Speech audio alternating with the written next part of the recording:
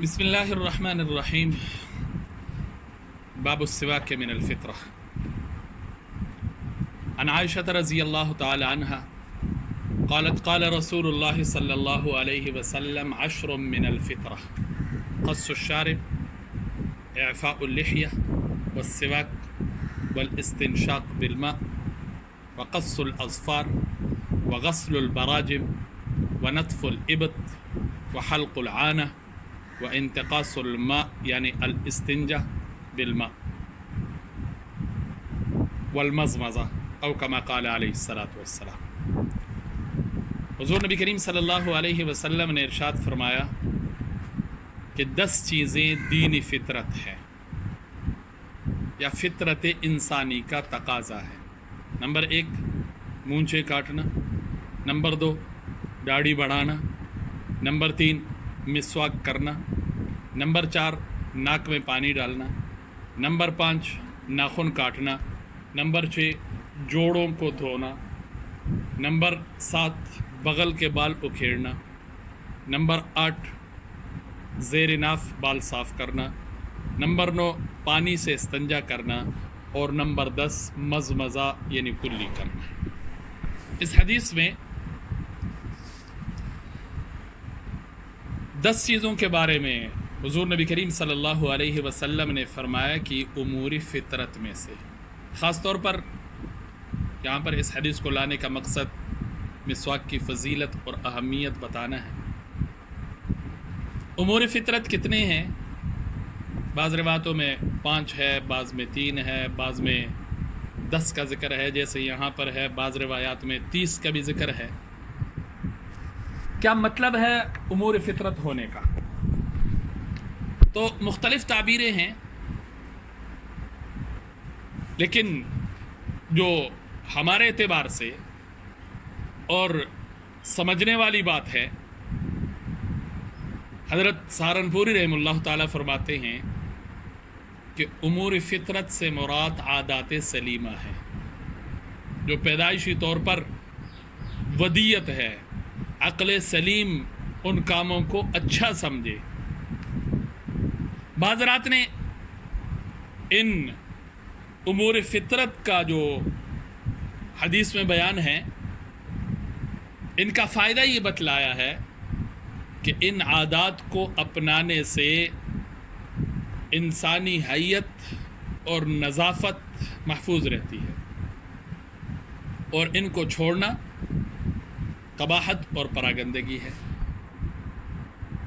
تو مقصود یہ بتلانا ہے، جن میں سے اگر ہم دیکھیں تو ان میں سے اکثر کا تعلق مردوں کے ساتھ ہے۔ احادیث باب اس حدیث کے علاوہ کو اگر ہم دیکھیں تو مقصود یہ ہے کہ یہ عادات ان عادات کو اپنایا جائے، ان عادات میں غفلت سے کام نہ لیا جائے۔ ان میں سے ہر ایک، جس کو آپ قص الشارب کہتے ہیں، اعفاء اللحیہ ہے، مقصود جو ہے وہ مسواک کے بارے میں ہے، مقصود بھی ذکر وہ مسواک ہے۔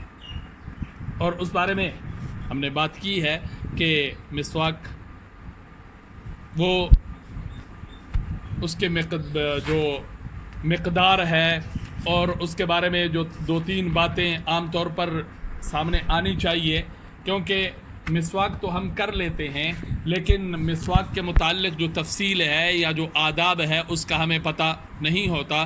اس لیے چند باتیں جو آپ کے سامنے اگر آ جائے، بلکہ آ چکی ہیں، کہ اس کی مٹھائی جو ہے وہ خنصر کے برابر ہو، اور مسواک کی لمبائی 1 بالشت ہو، جو پیلو کا درخت ہے، زیتون کا درخت ہے، اس سے مسواک ہو، نرم ہو مسواک، اور دائیں طرف سے اس کا آغاز کیا جائے، 3 مرتبہ نئے پانی کے ساتھ مسواک کیا جائے، دانتوں پر ارزن مسواک ہو اور زبان پر طولن ہو، اور وہ جو مسواک ہے وہ ٹیڑھی اور گروں والی نہ ہو، مسواک لیٹ کر نہ کیا جائے، اور نہ ہی مٹھی میں پکڑ کر مسواک کیا جائے۔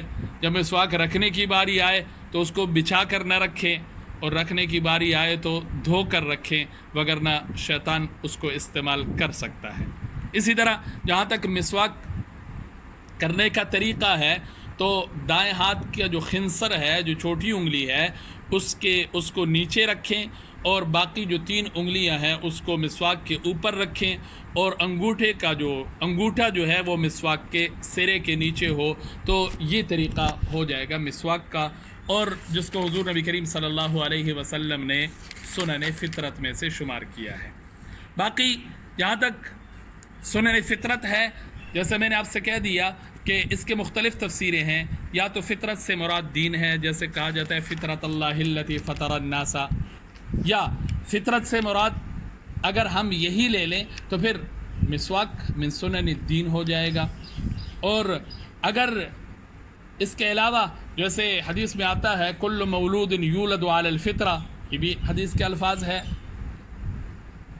اگر ان خصال فطرت کو اور ان عادات فطرت کی اہمیت اور فضیلت کا ہم اندازہ کریں تو اللہ تعالیٰ نے حضرت ابراہیم علیہ السلام کو نبوت عطا فرمانے سے پہلے ان خصال کا مکلف بنایا تھا. جب ان کی تکمیل ہو گئی، ان کی جانب سے تکمیل اور تعمیل ہو گئی، تب جا کر ان کو نبوت ملی. تو علم سے مقصود عمل ہی ہے، لہٰذا ہم بھی اپنی پوری زندگی ان خصال فطرت کا اہتمام کرنے کی کوشش کریں. جہاں تک حکم ہے خصال فطرت کا، تو اکثر علماء کے نزدیک واجب تو نہیں ہے. ہاں بعض حضرات وجوب کا قول کرتے ہیں، بعض حضرات سنیت کا قول کرتے ہیں. اگر کوئی شخص ان کو اختیار نہ کرے اور ان کو اختیار نہ کرنے کی وجہ سے اس کی شکل و صورت جو ہے وہ آدمی والی نہ رہے، تو پھر اس صورت میں اس کے اوپر جو حکم ہوگا وہ ایجابی ہوگا، اور نہ کرنے کی وجہ سے وہ بندہ گناہ گار ہوگا. اس لیے کوشش کرنی چاہیے. دیکھ لیتے ہیں اسی